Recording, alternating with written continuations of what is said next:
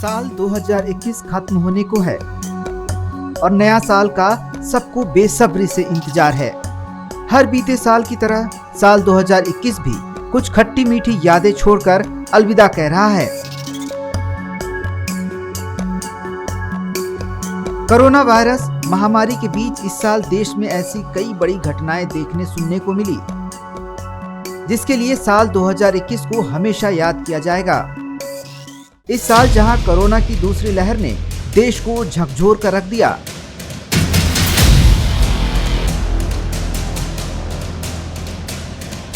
वहीं कुछ बड़ी घटनाएं देश को हिला कर रख दिया। Defence staff chief general Bipin Rawat भी इस साल हमें छोड़कर चले गए। साल खत्म होने से पहले आइए जानते हैं कि देश और देश की राजनीति में ऐसे कौन से अहम घटनाक्रम हुए जिन्होंने न सिर्फ बड़े पैमाने पर लोगों का ध्यान खींचा, बल्कि लंबे समय तक उनकी गूंज और उनका असर दिखता रह सकता है।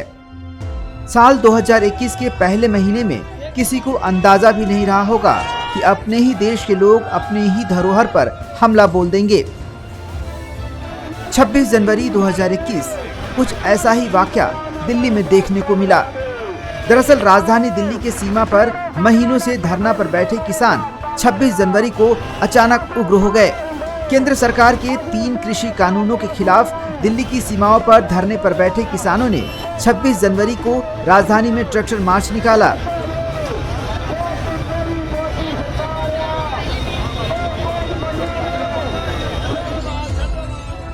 उस ट्रैक्टर मार्च के दौरान दिल्ली में कई जगह किसानों और पुलिस के बीच टकराव भी देखने को मिला।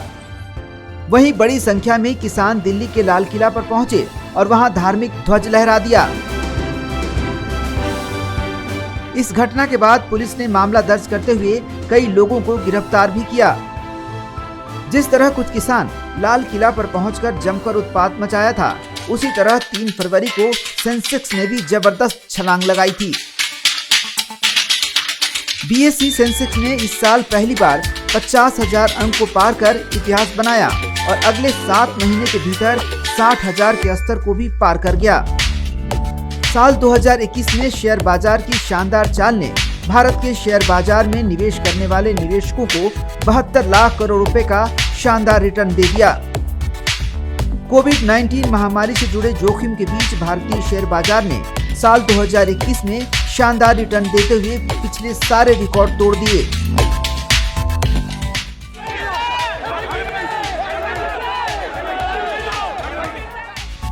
सात फरवरी 2021 वो दिल दहलाने वाली सुबह जो सबको झकझोर कर रख दिया।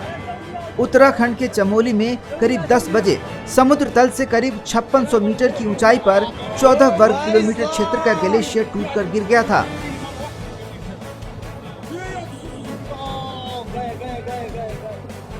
भारत में ग्लेशियर टूटने का ऐसा खौफनाक मंजर पहले कभी देखने को नहीं मिला था। ग्लेशियर टूटने के बाद धौलीगंगा और ऋषि गंगा में भीषण बाढ़ आ गई थी और तपोवन स्थित एनटीपीसी की टनल में गीला मलबा भर गया था। इस हादसे में 384 लोगों की मौत हो गई थी। पूरा भयंकर तरह से तबाही मच रही है, इसलिए ये देखिए 2021 का अप्रैल मई महीना लोग आज भी याद करके सिहर उठते हैं। कोरोना की दूसरी लहर में एक तरफ जहां लोगों की मौत ने नया रिकॉर्ड बना रहा था, वहीं उनके शवदाह के लिए दाह संस्कार स्थल पर लाइनें लग गई थी। लोग घबराए हुए थे और किसी तरह खुद को और अपने आप को सुरक्षित रखने का प्रयास करने में लगे हुए थे। रोजाना संक्रमण की संख्या लाखों के पार हो रही थी। वहीं चुनाव प्रचार में जन सैलाब उमड़ रहा था। मरीजों को अस्पताल के बेड और ऑक्सीजन सिलेंडर नहीं मिल पा रहा था। राजनीतिक पार्टियों का चुनाव अभियान चरम पर था। रैलियां और जनसभाएं लगातार चल रही थी। एक ओर जहां देश में कोरोना का आतंक चरम पर था, वहीं दूसरी तरफ 5 राज्यों में विधानसभा चुनाव पूरे परवान पर था।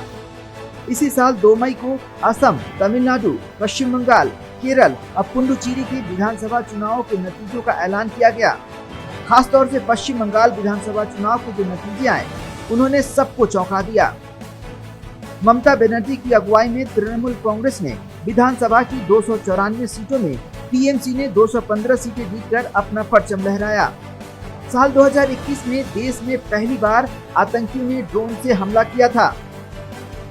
दरअसल जम्मू कश्मीर लंबे समय से आतंकवाद से प्रभावित है, लेकिन 27 जून 2021 को वहां पर ऐसी घटना हुई जिसे पूरा देश हिल गया। आतंकियों ने 2 ड्रोन के जरिए जम्मू एयरबेस पर विस्फोटक गिराए। इससे एक बिल्डिंग की छत और एक जमीन पर विस्फोट हुआ। आतंकी एयरबेस पर मौजूद जवानों और एयरक्राफ्ट को नुकसान पहुंचाना चाहते थे, लेकिन वो अपने मंसूबे में कामयाब नहीं हो पाए। बाद में जांच के दौरान इस घटना में पाकिस्तान की साजिश का खुलासा हुआ।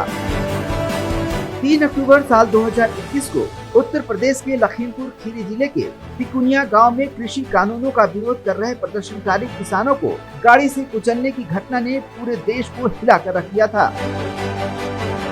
लखीमपुर खीरी मामले में केंद्रीय गृह राज्य मंत्री अजय मिश्रा के बेटे आशीष मिश्रा के खिलाफ हत्या का मामला दर्ज किया गया। इस घटना में 7 किसान, 1 पत्रकार और 3 स्थानीय निवासी की मौत हो गई थी। साल 2021 में कृषि कानून को लेकर तरह तरह की बातें हुई, लेकिन अंततः 19 नवंबर को केंद्र की मोदी सरकार ने ऐसा फैसला लिया कि विपक्ष की राजनीति धरी की धरी रह गई। करीब 1 साल से केंद्र सरकार के 3 कृषि कानूनों के खिलाफ दिल्ली की सीमाओं पर चल रहे किसानों का आंदोलन उस वक्त खत्म हो गया, जब 14 नवंबर को प्रधानमंत्री नरेंद्र मोदी ने इन तीनों कानूनों को वापस लेने का ऐलान किया। पीएम मोदी ने 19 नवंबर को सुबह देश के नाम अपने संदेश में कहा कि ये तीनों कानून किसानों के हित में लाए गए थे, लेकिन शायद सरकार किसानों को अपनी बात समझाने में असमर्थ रही। प्रधानमंत्री के फैसले के बाद 11 दिसंबर को किसानों ने 1 साल से चल रहा अपना आंदोलन समाप्त कर घर वापसी की शुरुआत कर दी।